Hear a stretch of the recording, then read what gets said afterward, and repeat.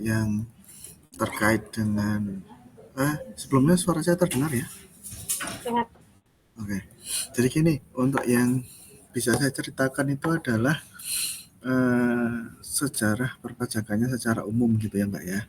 Jadi bukan kalau kita ngomong sejarah perpajakan untuk kota Surakarta itu nanti kaitannya dengan lebih ke pajak daerah. Biasanya itu nanti retribusi. Tapi karena di sini adalah yang dituju adalah di Direktorat Jenderal Pajak, makanya yang kita sampaikan tentunya adalah untuk perpajakan secara umum gitu ya. Jadi kalau kita melihat secara perpajakan tentunya kita mulai dari awal saat dibentuknya BPUPKI sebelum kemerdekaan gitu ya.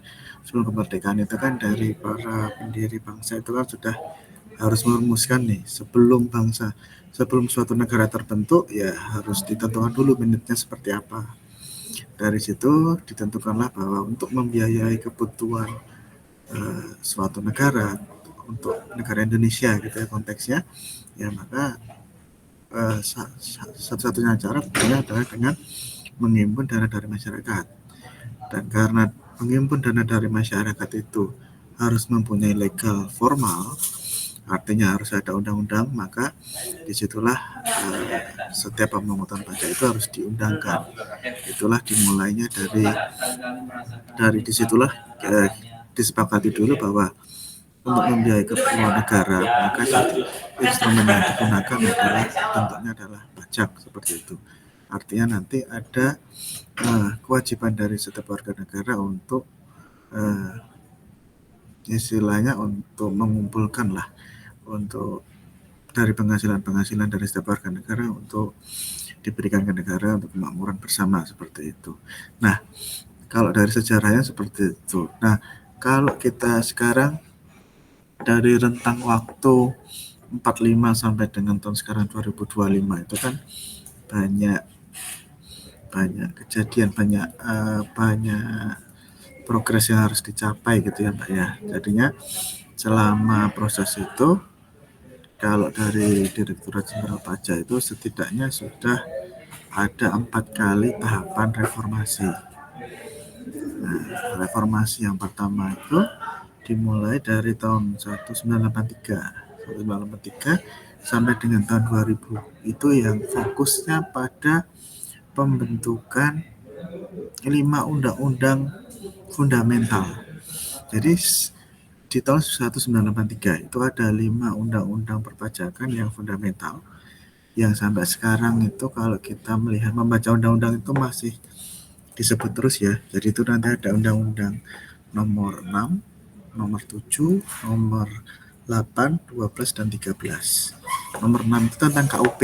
KUP itu mengatur tentang ketentuan umum perpajakan. Gimana perpajakan itu nanti dijalankan. Seperti itu, mengatur gimana caranya pendaftaran NPWP, bagaimana pembayarannya, bagaimana pelaporannya, adakah sanksi saat tidak melaporkan, apa kewajiban wajib pajak, apa hak wajib pajak itu diatur melalui KUP. Kemudian di Undang-Undang Nomor 7 itu mengatur tentang pajak penghasilan. Pajak penghasilan itu pada dasarnya mengatur bagaimana cara pemerintah untuk mengumpulkan pajak dari penghasilan yang diterima warga negaranya atau dari warga negara asing yang mendapatkan penghasilan dari Indonesia. Itu yang menjadi dasar. Nah, kalau kita ngomong masalah tentang PPH, pajak PPH itu nanti kan jenisnya ada yang PPH 21, 22, 23, 24, 25, 26 sama gitu ya. Itu merujuk pada pasal-pasal yang ada di Undang-Undang Nomor 7 tahun 1983 tadi. Seperti itu. Kemudian ada juga setelah PPH nanti ada Undang-Undang Nomor 8 tentu tentang PPN. Kemudian ada Undang-Undang Nomor 12. Kemudian ada Undang-Undang Nomor 13 itu tentang PBB gitu ya. Jadinya 5 undang-undang yang fundamental tadi itu untuk menggantikan aturan perpajakan yang selama ini menggunakan sistem perpajakan dari Belanda seperti itu. Itu mulai dari era 1983 sampai dengan tahun 2000 sampai dengan tahun 2000.